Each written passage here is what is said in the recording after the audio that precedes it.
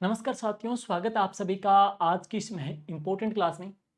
और जैसा कि विदित है कि शैक्षिक परिदृश्य के अंदर अभी तक हमने शिक्षण अधिगम के नवाचार, एसएमसी और एसटीएमसी जो टॉपिक है उनकी क्लासें अपने कंप्लीट कर ली है।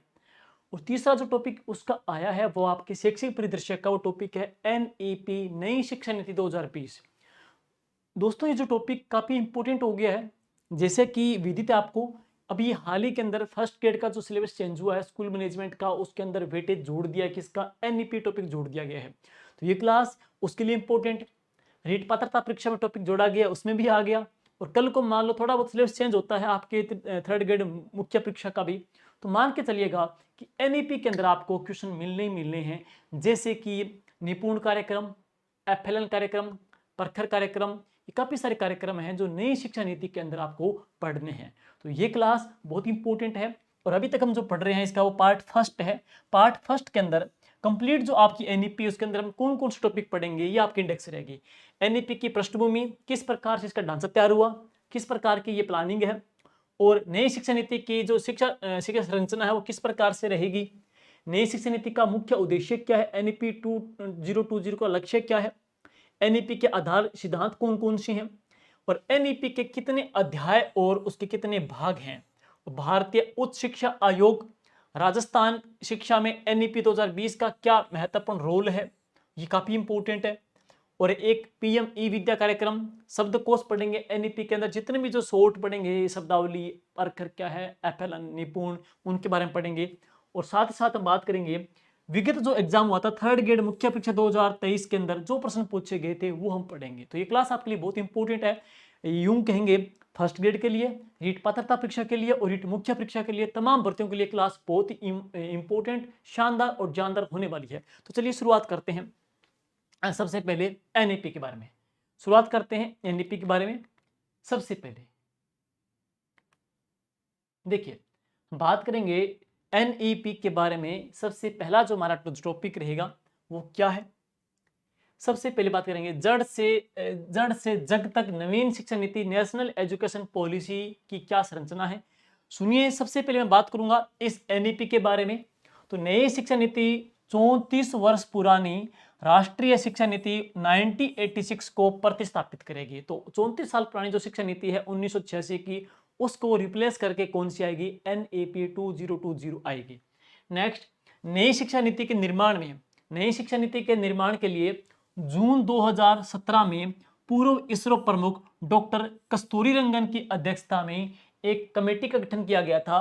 और इस कमेटी ने मई 2019 में राष्ट्रीय शिक्षा नीति का मसौदा प्रस्तुत किया। तो इसका जो ड्राफ्ट तैयार किया गया या ड्राफ्ट पेश किया गया वो कब पेश किया गया, मई 2019 में।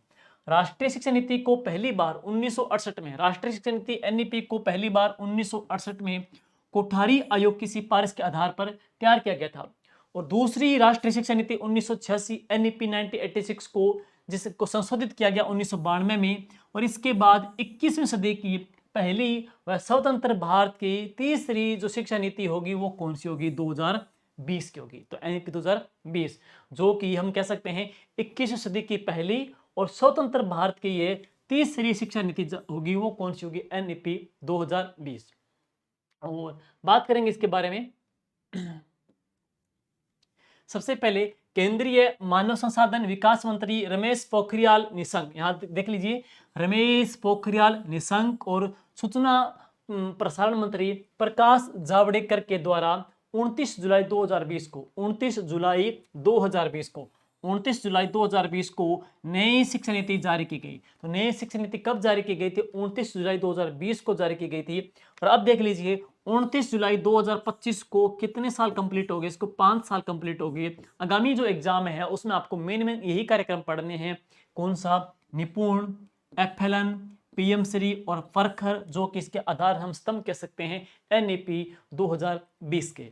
तो यह जो नीति 29 जुलाई 2020 को जारी की गई थी, 29 जुलाई 2020 को जारी की गई थी। अब एक प्रश्न बनेगा, एनईपी में कुल अध्याय कितने हैं, तो 27 तो अध्याय है तथा भाग पढ़ेंगे कितने भाग है, 4 भाग हैं। 4 भागों को डिवाइड किया गया है। एक तो स्कूली शिक्षा का आ जाएगा आपका, एक उच्च शिक्षा का आ जाएगा, एक केंद्रीय विचारणीय मुद्दे पढ़ेंगे और एक इसके क्रियान्वित मुद्दे पढ़ेंगे। इस प्रकार से इसके कुल 4 पार्ट पढ़ेंगे आप। और बात करेंगे नई शिक्षा नीति की घोषणा के साथ साथ में ही एक बात और इम्पोर्टेंट है, मानव संसाधन विकास मंत्रालय का नाम बदल करके, मानव संसाधन विकास मंत्रालय का नाम बदल करके अब इसका नाम क्या कर दिया है, शिक्षा मंत्रालय कर दिया है। तो नई शिक्षा नीति में मानव संसाधन विकास मंत्रालय है, उसका नाम चेंज करके इसका नाम क्या कर दिया है, शिक्षा मंत्रालय इसका नाम कर दिया। और आगे चलते हैं नेक्स्ट, नई शिक्षा नीति के 5 स्तंभ कौन कौन से हैं, ये इंपॉर्टेंट कल को पूछ सकते हैं कि नई शिक्षा नीति के 5 स्तंभ बता दीजिए, 5 पिलर कौन कौन से हैं। तो एक पढ़ेंगे एक्सेस, तो एक ए बोले तो कौन सा आ जाएगा, एक्सेस आ जाएगा, यानी कि सब तक पहुंच पढ़ेंगे। दूसरा पढ़ेंगे ई बोले तो इक्वलिटी, इक्विटी पढ़ेंगे, इक्विटी की बात करेंगे तो समानता। तीसरा पढ़ेंगे क्यू बोले तो क्वालिटी यानी कि गुणवत्ता। और चौथा पढ़ेंगे एफोर्डेबिलिटी, ए बोले तो एफोर्डेबिलिटी यानी कि सामर्थ्यता। और पांचवा पढ़ेंगे तो अकाउंटेबिलिटी, यानी ए बोले तो अकाउंटेबिलिटी यानी कि यूं देखेंगे तो जवाबदेही, तो जवाबदेही। तो 5 इसके स्तंभ माने जाते हैं, 5 स्तंभ जरूर देख लीजिए, वापिस इंपोर्टेंट पढ़ेंगे, एक्सेस, इक्वालिटी, इक्वालिटी, अफोर्डेबिलिटी और अकाउंटेबिलिटी। तो ये कुल इसके 5 स्तंभ माने जाते हैं, 5 पिलर माने जाते हैं एनईपी 2020 के। आगे चलते हैं, अब ये ड्राफ्ट क्या है, नई शिक्षा नीति का संरचना पहले क्या था, अब क्या था। पहले 10+2 का ढांचा था, तो पुराना देखेंगे मौजूदा ढांचा कौन सा है, 10+2 का। मौजूदा ढांचा पढ़ेंगे कौन सा है, 10+2 का है। 10 वर्ष कौन से हैं, 6 से लेकर के 16 साल तक पढ़ेंगे, 10 सालों की जो स्कूली शिक्षा। उसके बाद हम बात करेंगे 16 से लेकर के 18 तक पढ़ेंगे, तो यहाँ पे सेकेंडरी और सीनियर सेकेंडरी, यानी कि मौजूदा जो ढांचा है वह कौन सा है, 10+2 का, यानी 10 वर्ष तक, 6 से 16 वर्ष तक, और एक पढ़ेंगे 16 से लेकर 18 वर्ष तक का मौजूदा ढांचा। लेकिन जो इसको प्रतिस्थापित करेगा एनईपी 2020, तो वो ये पढ़ेंगे। तो यहाँ पे 5+3+3+4, 5+3+3+4। तो सबसे पहले हम देखेंगे ECCE, यानी कि यूं देखेंगे 3 साल तक आंगनबाड़ी, प्री स्कूल, जो बाल वाटिका स्कूल है, जिसका उम्र का जो क्राइटेरिया दिया गया है वो कितना है, 3 से लेकर के 6 वर्ष का, 3 से लेकर के 6 वर्ष का। 5 इसको बोलते हैं फंडामेंटल स्टेज। तो यह स्टेज कौन सी है, फंडामेंटल स्टेज है। तो यहाँ पहले देखेंगे तो इस स्टेज का नाम क्या है, फंडामेंटल स्टेज, जो कि प्रथम स्तर के ऊपर लेकर ऊपर आ जाएगी, जिसमें 3 साल तक आंगनबाड़ी, प्री स्कूल, बाल वाटिका, जो आ जाएगी उम्र 3 से लेकर 6 साल तक। और अब इसके बाद में 6 से लेकर 8 वर्ष तक पढ़ेंगे, तो यहाँ पे पहली कक्षा और दूसरी कक्षा आ जाएगी, जो कि 2 वर्ष का है। टोटल मिलाकर के 3 और 2 5, यानी कि इसको फंडामेंटल स्टेज कहते हैं, जिसमें कुल कितने ईयर आ जाएंगे, 5 वर्ष पढ़ेंगे, जो कि प्रथम स्तर के ऊपर आती है। इसके बाद जो अगली जो 2 नंबर जो स्तर है उसको बोलते हैं प्री रेटरी स्टेज। तो यह कौन सी है, प्री रेटरी स्टेज है, जिसमें कितना वर्ष पढ़ेंगे, तो 3 साल पढ़ेंगे, यानी कि 3 वर्ष पढ़ेंगे। एज जो फैक्टर है वो क्या रहेगा, इसके अंदर 8 से लेकर 11 साल तक का। क्लास फैक्टर क्या रहेगा, तीसरी, चौथी, पांचवी। तो तीसरी, चौथी, पांचवी 3 वर्ष लगेंगे इसके अंदर, इसको बोलते हैं प्री रेटरी स्टेज, जिसमें 3 वर्ष लगेंगे। उम्र कितनी है, 8 से लेकर 11 वर्ष। और इसके बाद नेक्स्ट देखेंगे तो वह कौन सी आ जाएगी, मिडिल स्टेज आ जाएगी, जिसमें भी कितने वर्ष हैं, 3 वर्ष पढ़ेंगे। और कक्षा पढ़ेंगे तो 6ठी, 7वीं, 8वीं 3 वर्ष आ जाएंगे। उम्र देखेंगे तो यहाँ पे 11 से लेकर के 14 वर्ष। और इसके बाद अंतिम देखेंगे तो कौन सी आ जाएगी, सेकेंडरी स्टेज आ जाएगी। सेकेंडरी स्टेज में कुल 4 साल की है, जिसमें हम देखेंगे कक्षा 9वीं, 10वीं, 11वीं और 12वीं, और ये 14 से लेकर के 18 वर्ष तक की रहेगी है, जो कि चौथे स्तर के ऊपर आ जाएगी। तो 5+3+3+4, इसमें उम्र भी देख लीजिए, क्लास भी देख लेना, पेपर में मिलान करना आ सकता है। अब देखिए जो 9वीं क्लास है, यानी कि सेकेंडरी स्टेज की बात करेंगे, तो 9वीं क्लास है, 9वीं क्लास के अंदर है विदेशी भाषा का बच्चे चयन करेंगे। तो विदेशी भाषा का बच्चे चयन करेंगे कौन सी क्लास के अंदर करेंगे, 9वीं क्लास के अंदर। और इसमें क्या है, रिसर्च को बढ़ा देगा। तो एनईपी क्या है, वैसे त्रिभाषा फॉर्मूले पे काम करेगी। तो एनईपी त्रिभाषा फॉर्मूले पे काम करेगी। एक तो जो लोकलिटी की मातृभाषा आ जाएगी, दूसरी हिंदी भाषा आ जाएगी, तीसरी कौन सी आ जाएगी, बच्चा आएगा विदेशी भाषा भी सीखेगा। तो त्रिभाषा के फॉर्मूले के ऊपर, थ्योरी के ऊपर यह काम करती है। लेकिन बच्चा विदेशी भाषा को चूज कर सकता है, तो कौन सी क्लास से चूज करेगा, तो 9th क्लास से चूज करेगा। और इसके बाद सेकेंडरी स्तर से बच्चा क्या है, रिसर्च को, उसकी एजुकेशन में क्या है, रिसर्च को बढ़ावा दिया जाएगा।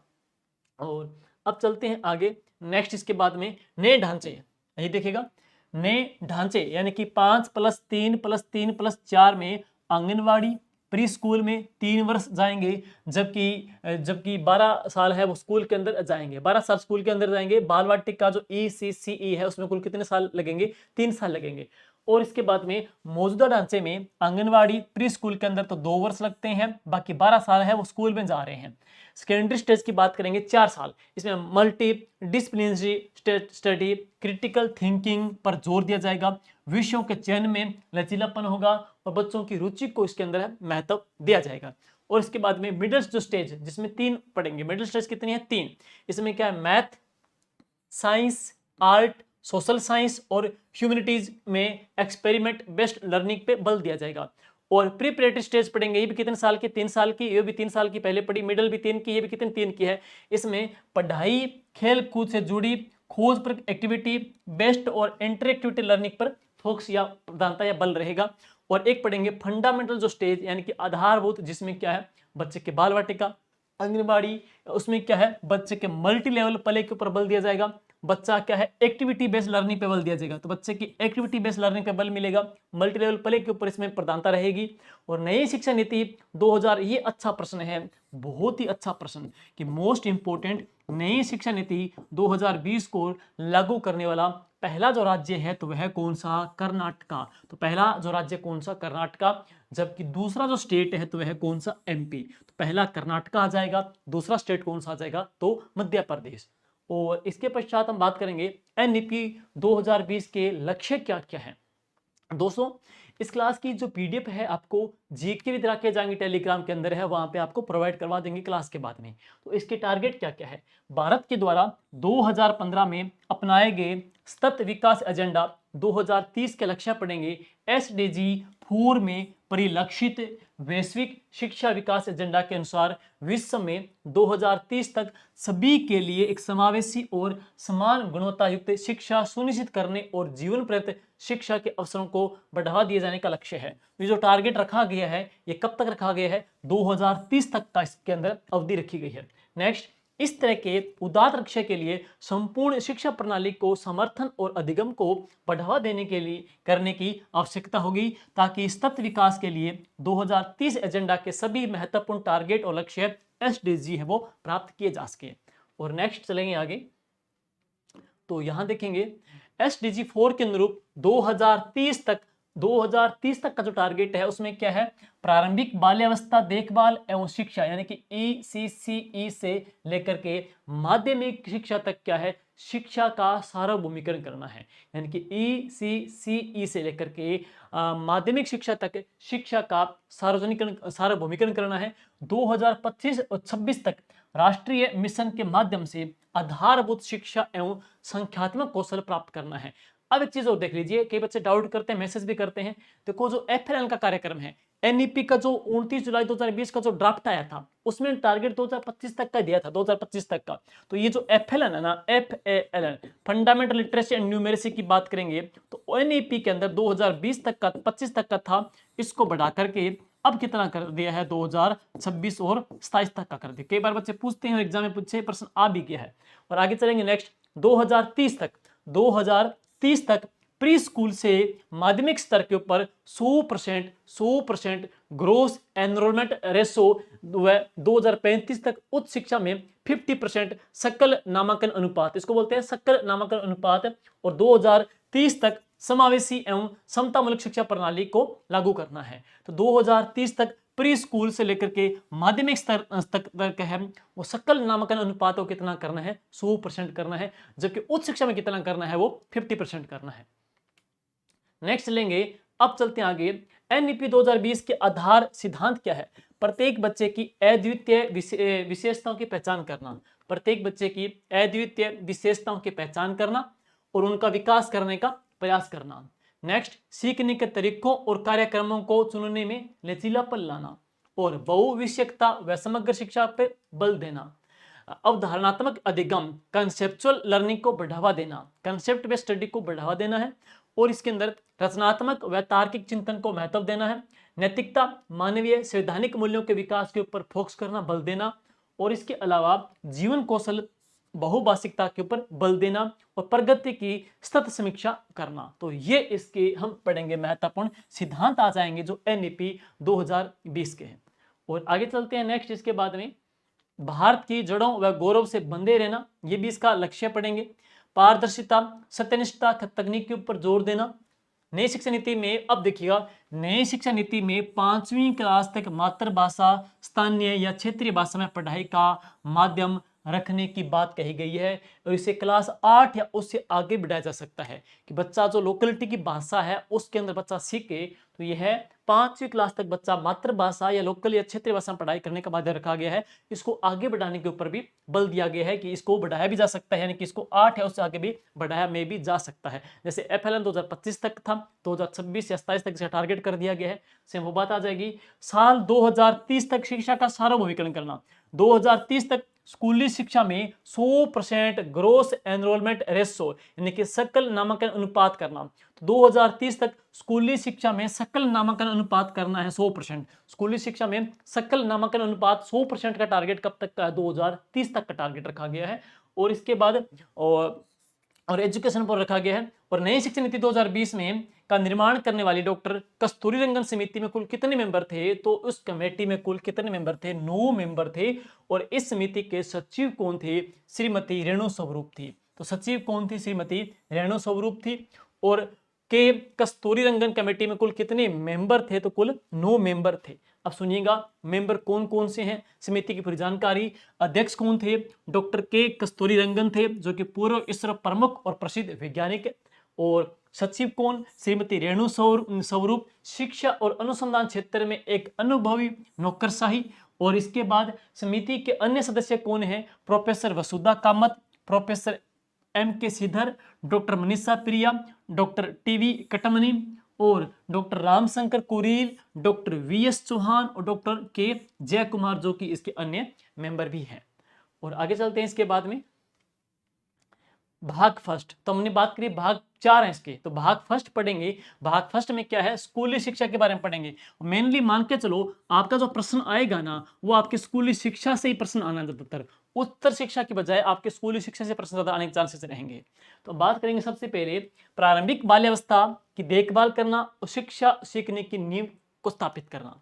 नेक्स्ट, बुनियादी साक्षरता एवं संख्या ज्ञान सीखने के लिए एक तात्कालिक आवश्यकता एवं पूर्व शर्त रखा गई है। और इसका टारगेट कब तक का रखा गया? 2026 और 27 तक पूरा करने का लक्ष्य रखा गया है।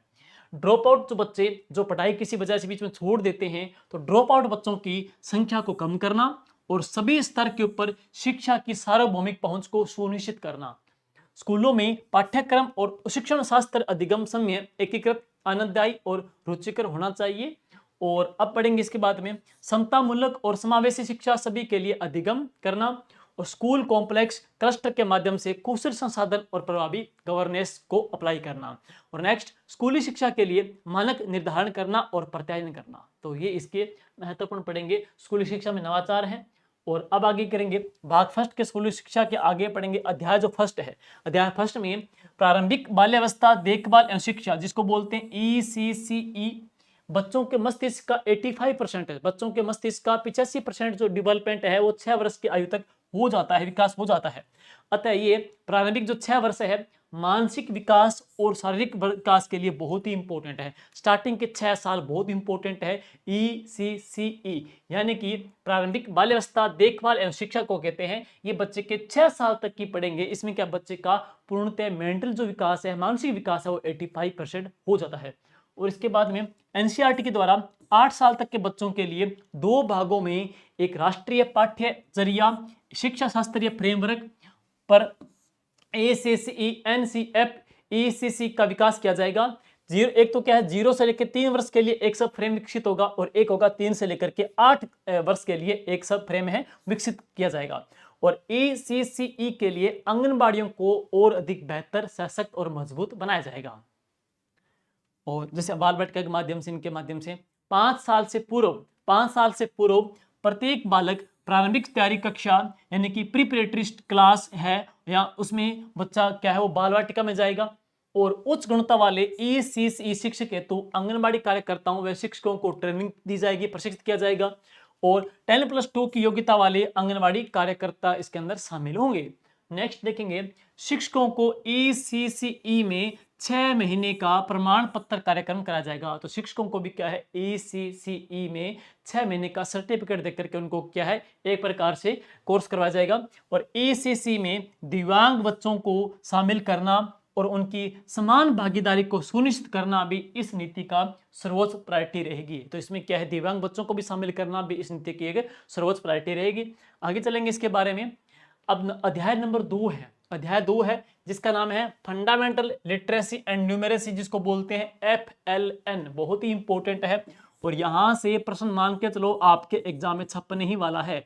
बालकों की पढ़ने लिखने की क्षमता तथा संख्याओं के साथ आधारभूत बच्चा जो संक्रियान करना आगे की स्कूली शिक्षा और जीवन भर सीखने रहने के लिए बुनियाद रखती है। अतः मूलभूत साक्षरता एवं संख्या ज्ञान एक राष्ट्रीय अभियान बनेगा जिसमें कक्षा 3 तक के प्रत्येक बालक का मूलभूत साक्षरता व संख्या ज्ञान को वर्ष 2026-27 तक आवश्यक रूप से प्राप्त करना शामिल किया गया है। अब ध्यान दे लेना, अब FLN में पहले बता रहा हूं, पहले 2025 तक था मूल ड्राफ्ट के अंदर, अब इसको 2026-27 तक इसका टारगेट रखा गया है। और इसके बाद में स्थानीय अध्यापक जो स्थानीय भाषा के ऊपर पकड़ रखते हो उनको प्रायोरिटी देते हुए प्रत्येक विद्यालय में छात्र शिक्षक अनुपात 30:1 से कम रखा जाए। ये ध्यान देना, ये पूछ सकते हैं कि प्रत्येक विद्यालय के अंदर छात्र और शिक्षक का जो अनुपात है 30:1 से कम रखा जाए। जिन क्षेत्रों में सामाजिक या आर्थिक रूप से अभावग्रस्त बालक अधिक हैं वही छात्र शिक्षक अनुपात है 25:1 से कम हो। ध्यान देना, ये जहां पर सामाजिक या आर्थिक रूप से अभावग्रस्त जो बालक हैं अधिक हो वहां छात्र शिक्षक अनुपात कितना होगा 25:1, बाकी जगह क्या होगा 30:1 से कम रखा जाएगा। और FLN के लिए शिक्षकों को सतत व्यावसायिक शिक्षा CPD के साथ साथ में उनको क्या ट्रेनिंग भी दी जाएगी। और दीक्षा के ऊपर FLN हेतु संसाधनों का राष्ट्रीय भंडार उपलब्ध है वो करवाया जाएगा। FLN का दीक्षा ऐप के ऊपर संसाधनों का भंडार उपलब्ध करवाया जाएगा। नेक्स्ट है अध्याय नंबर 3। अध्याय 3 में क्या है, अध्याय 3 में क्या है, ड्रॉप आउट बच्चों की संख्या को कम करना। जो बच्चे बीच में पढ़ाई छोड़ देते हैं उन बच्चों की संख्या को, ड्रॉप आउट संख्या को कम करना। यानी कि 2030 तक सकल जो नामांकन अनुपात है वो कितना करना है, 100% का लक्ष्य रखा है। तो 100% लक्ष्य का अनुपात रखा गया है, 2030 तक का सकल नामांकन अनुपात का लक्ष्य रखा गया है। National institute of open school NIOS तथा स्टेट ओपन स्कूल SOS के द्वारा ABC लेवल के पाठ्यक्रम जो कि कक्षा 3, 5 और 8 के समकक्ष करवाए जाएंगे। माध्यमिक शिक्षा कार्यक्रम जो कि कक्षा 10 और 12 के समकक्ष होंगे में व्यावसायिक शिक्षा कार्यक्रम, वयस्क साक्षरता व जीवन संवर्धन कार्यक्रम चलाए जाएंगे। और SEDG के ऊपर विशेष बल दिया जाएगा। SEDG बोले तो S बोले तो स्पेशल, E बोले तो इकोनॉमिकल, D बोले तो डिसएडवांटेज, G बोले तो ग्रुप, यानी कि विशेष आवश्यकता वाले जो वंचित समूह है, तो वैसे जो वंचित समूह है उनके ऊपर क्या है विशेष बल देगा। तो NEP के अंदर हमने पीछे पढ़ा दिव्यांगजन के ऊपर विशेष बल दिया जाएगा, जो वंचित समूह है उसके ऊपर भी क्या है विशेष बल दिया जाएगा। और इसके पश्चात स्कूलों में पाठ्यक्रम शिक्षा शास्त्र जो मैंने पीछे करवाई दिया आपको, जैसे कि 5+3+3+4 की नई डिजाइन आएगी। 5 पढ़ेंगे तो 3 से लेकर के 6 साल तक पढ़ेंगे। और इसके अंदर आपने पढ़ लिया प्री स्कूल और एक क्या है आंगनबाड़ी स्कूल इसके अंदर आ जाएगा। तो इसके अंदर कुल कितने वर्ष पढ़ेंगे, 5 साल पढ़ेंगे। फिर इसके अंदर पढ़ेंगे 6 से लेकर के 8 साल तक पढ़ेंगे। तो इसमें कक्षा 1 और 2 आ जाएगी 2 साल के, तो कितने पढ़ेंगे 5 साल का। इसके बाद नंबर 2 पढ़ेंगे तो ये कितना है 3 साल का, जिसमें क्या है 8 से लेकर के 11 वर्ष तक के आयु वर्ग के बच्चे आ जाएंगे। कक्षा 3, 4, 5 यानी कितने साल की अवधि होगी 3 साल की होगी। फिर और पढ़ेंगे तीसरा नंबर है 3 साल का, जिसमें 11 से लेकर के 14 साल तक के बच्चे आएंगे, जिसमें कक्षा 6, 7, 8 इसमें शामिल होगी 3 साल। और इसके बाद नंबर 4 पढ़ेंगे तो कौन सी है 4 नंबर, जिसमें 14 से लेकर 18 वर्ष तक के आयु वर्ग के बच्चे आएंगे, इसमें 9वीं से लेकर के 12वीं तक की। तो यह इस प्रकार से इसका ढांचा रहेगा 5+3+3+4। और अब इसके पश्चात आगे चलते हैं नेक्स्ट, तो देखते हैं पाठ्यक्रम में निम्नलिखित बातों का ध्यान रखा जाए। तो पाठ्यक्रम में कौन कौन सी बातों का ध्यान रखा जाना है। सबसे पहले कम से कम ग्रेड 5 तक और संभव हो तो ग्रेड 8वीं तक शिक्षा का माध्यम मातृभाषा स्थानीय भाषा हो। तो जो त्रिभाषा पे बल दिया गया है, तो सबसे पहले मेन बात क्या है कि प्राइमरी कक्षा 5 तक तो क्या है मातृभाषा या स्थानीय भाषा ही हो, अदरवाइज फिर कितनी हो 8वीं क्लास तक मातृभाषा स्थानीय भाषा हो। नेक्स्ट त्रिभाषा का जो फॉर्मूला जारी रखा जाएगा, परंतु 3 भाषाओं के विकल्प राज्य, क्षेत्र या छात्र स्वयं को ही होंगे जिनमें से कम 2 भाषाएं तो भारतीय हो। तो एक भाषा लोकल की आ जाएगी, स्थानीय भाषा आ जाएगी, एक हिंदी भाषा आ जाएगी, एक बच्चा 9वीं क्लास के अंदर है, विदेशी भाषा है, चूज कर सकता है। और इसके बाद में प्रत्येक विद्यार्थी को the language of India project में भाग लेगा। तो प्रत्येक विद्यार्थी the language of India project में भी भाग लेगा। आगे पाठ्यक्रम में अनिवार्य विषय कौशल व दक्षताओं का एकीकरण। तो अनिवार्य कौशल क्या है? भाषा में दक्षता, वैज्ञानिक स्वभाव, साक्ष्य आधारित सोच, शारीरिक शिक्षा, फिटनेस, खेल, डिजिटल साक्षरता, समूह कार्य, समस्या समाधान व तार्किक रीजनिंग, संवैधानिक मूल्यों के ऊपर मौलिक कर्तव्य का ज्ञान व भारत का ज्ञान, पर्यावरण चैतन्य, स्वच्छता, समसामयिक मुद्दे इसके अंदर शामिल होंगे। नंबर 2 देखेंगे समसामयिक विषय। इसमें देखेंगे artificial intelligence, AI, designing thinking, सर्वांगीण स्वास्थ्य, ऑर्गेनिक लिविंग, पर्यावरण शिक्षा, ग्लोबल रीजनिंग एजुकेशन का अध्ययन। कक्षा 6 से 8 में पढ़ने के दौरान सभी विद्यार्थी एक दिन नो बैग डे यानी कि बस्ता रहित पीरियड में भाग लेंगे, जिसमें वे बढ़ई, माली, कुम्हार, कलाकार आदि के साथ साथ प्रशिक्षक के रूप में भी काम करेंगे। तो इसमें क्या है, एक दिन बच्चा क्या है नो बैग डे के रूप में आएगा, जिसमें वो भांत के जो व्यवसायिक काम होते हैं, कार्य होते हैं, उसके रूप में बच्चा क्या है ट्रेनिंग के रूप में वो काम करेंगे। और नेक्स्ट इसके बाद चलेंगे आगे, तो मिडिल स्तर के ऊपर कोडिंग संबंधी गतिविधियां शुरू की जाएगी। तो ये प्रश्न आ सकता है कोडिंग जो स्तर की जो एक्टिविटी है वो कौन से लेवल पर शुरू होगी? तो मिडिल स्तर के ऊपर शुरू की जाएगी। स्कूली शिक्षा के लिए राष्ट्रीय पाठ्यचर्या रूपरेखा NCFSE 2022-21 की बात करेंगे।